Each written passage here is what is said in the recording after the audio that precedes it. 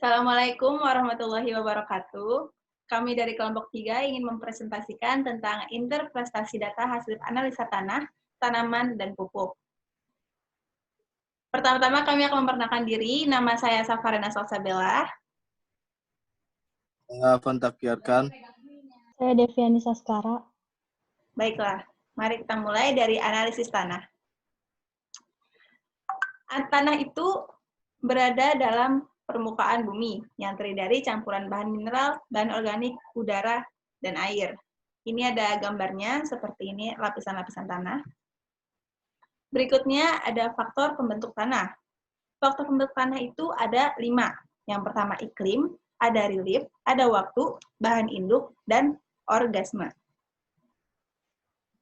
Selanjutnya itu ada bahan penyusun tanah. Bahan penyusun tanah itu ada 4. Ada mineral, mineral itu 50%, bahan organik 5%, air 20%, dan udara 25%. Selanjutnya ada jenis-jenis tanah. Yang pertama itu ada aridosol, tanah di daerah iklim kering, gurun. Selanjutnya ada histosol, itu adalah tanah gambut. Yang ketiga ada alfisol, itu tanah memiliki horizon atau argilik dengan kejenuhan basah di lebih dari 35%. Selanjutnya ada molisol. Molisol itu memiliki horizon permukaan 18 cm mengandung BO lebih dari 1%. Dengan KB lebih dari 50%, relatif lunak tidak pernah kering dari 3 bulan. Selanjutnya ada spondosol. Dia itu memiliki horizon akumulasi sesquioxida, bebas, dan BO. Selanjutnya ada andisol. Andisol itu adalah tanah pegunungan atau biasa disebut alovan. Selanjutnya ada vertisol. Vertisol itu tanah didominasi mineral smectite. Nah, selanjutnya itu ada entisol. Entisol itu tanah belum berkembang. Yang selanjutnya ada inceptisol. Itu adalah tanah yang baru berkembang. Selanjutnya ada ultisol. Ultisol itu memiliki horizon argilik dengan kejenuhan basah kurang dari 35%. Selanjutnya ada oksisol. Nah, oksisol ini adalah tanah tua yang memiliki horizon oksid atau KTK kurang dari 16 ME per 100 gram.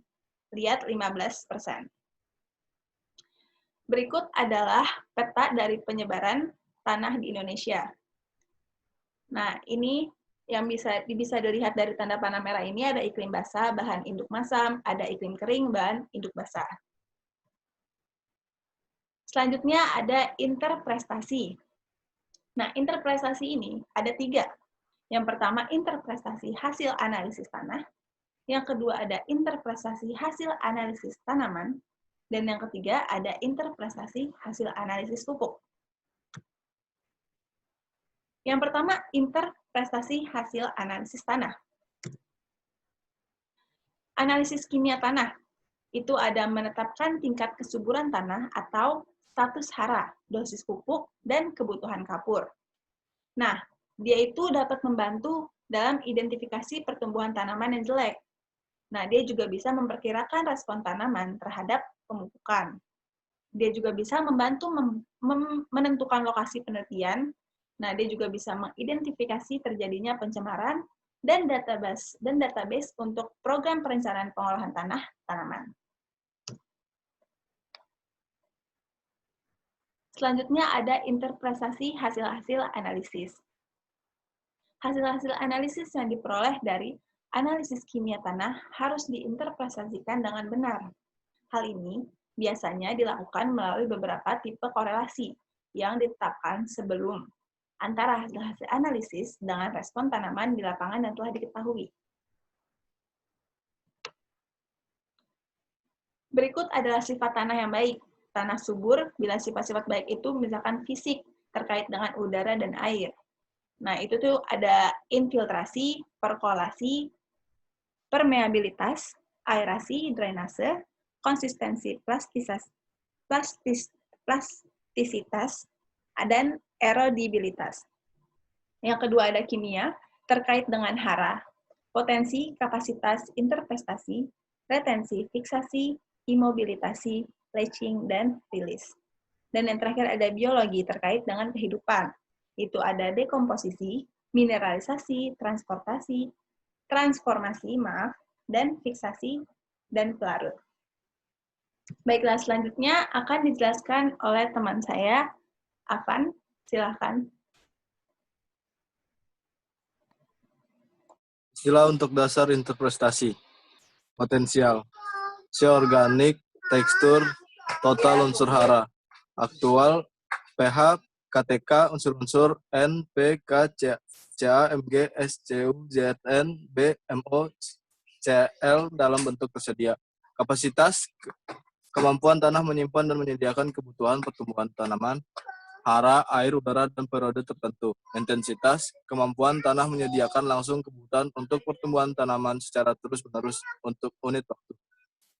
Retensi, pengikatan oleh fase pada tanah, hara, dan air. Fiksasi, berkurangnya ketersediaan unsur hara akibat mekanisme retensi tertentu. Imobilisasi, ketidakketersediaan hara karena diambil oleh mikroorganisme. Leaching, kehilangan hara melalui pencucian. Rilis, pelepasan unsur hara dari ikatan tertentu menjadi tersedia bagi tanaman.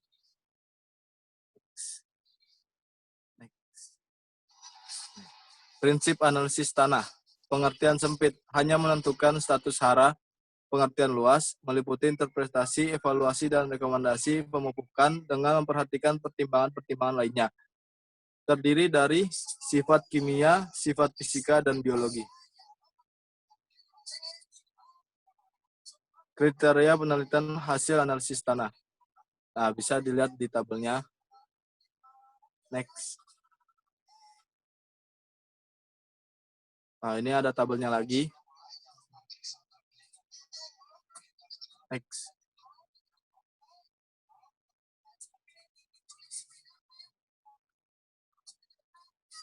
Next.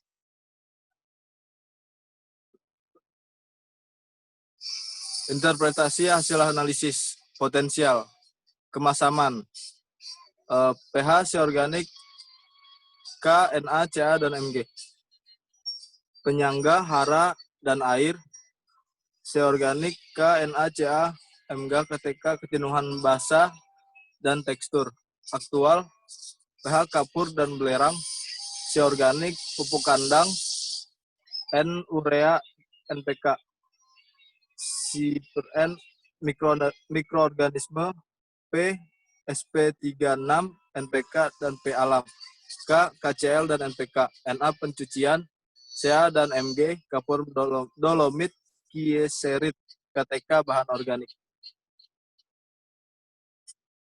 Interpretasi hasil analisis tanaman. Analisis jaringan tanaman, cakupan analisis, arti sempit, penentuan konsentrasi unsur hara atau fraksi unsur hara yang dapat diekstraksi dalam contoh tanaman. Arti luas, mencakup analisis komponen organik yang merupakan bagian kualitas tanaman.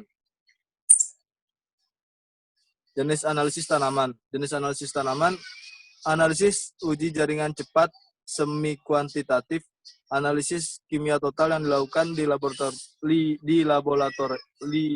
laboratorium yang dengan teknik-teknik analisis yang lebih teliti, kuantitatif.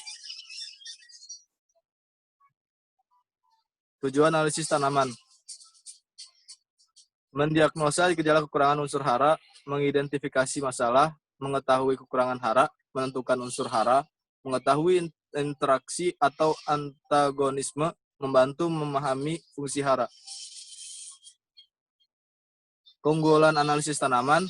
1. Membantu menentukan kemampuan tanah. 2. Membantu mengidentifikasi gejala defisiensi. 3. Membantu menentukan efek perlakuan kesuburan. 4. Mengkaji hubungan antara status unsur hara tanaman dan penampilan tanaman. 5. Survei daerah yang luas. Tingkat kritis untuk unsur hara. Berhubungan dengan ambang batas defisiensi dan kecukupan. tingkat kritis dan analisis tanaman mengikuti hukum minimum menggunakan pendekatan yang dikembangkan oleh Cate dan Nelson. Nah, setelah ini akan dijelaskan oleh Devi. Oke, selanjutnya ada contoh tingkat kritis unsur hara pada tanaman. Bisa dilihat di tabelnya. Terus ada persyaratan logam berat dalam tanaman. Elemen-elemennya itu ada Ag, AS, AU, dan sebagainya bisa dilihat di tabel. Next. Selanjutnya masuk ke interpretasi hasil analisis pupuk. Dasar interpretasi analisis pupuk. Yang pertama, mengacu pada persyaratan mutu standar nasional Indonesia atau SNI. Yang kedua, parameter hasil analisis pupuk harus memenuhi persyaratan mutu pupuk yang berlaku. Lalu selanjutnya mempunyai mutu yang rendah apabila tidak memenuhi SNI. Syarat mutu pupuk. Yang pertama adalah SNI pupuk anorganik, yaitu pupuk SNI wajib, lalu pupuk SNI sukarela.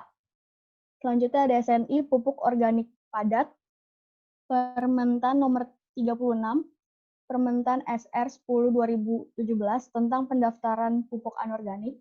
Lalu selanjutnya Permentan nomor 70, Permentan SR 140 10 tahun 2011 tentang pupuk organik, pupuk hayati, dan pembenah tanah. Ini ada contoh hasil analisis pupuk anorganik klaim customer, pupuk amonium sulfat atau ZA.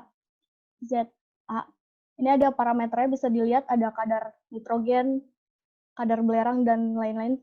Satuannya itu ada persen. Berdasarkan SNI, minimalnya itu adalah 20,8 untuk nitrogen. Selanjutnya bisa dilihat. Dan hasil analisis sampelnya itu untuk nitrogen 22,5. Berdasarkan tabel ini didapat kesimpulan pupuk yang diuji tidak memenuhi standar mutu SNI.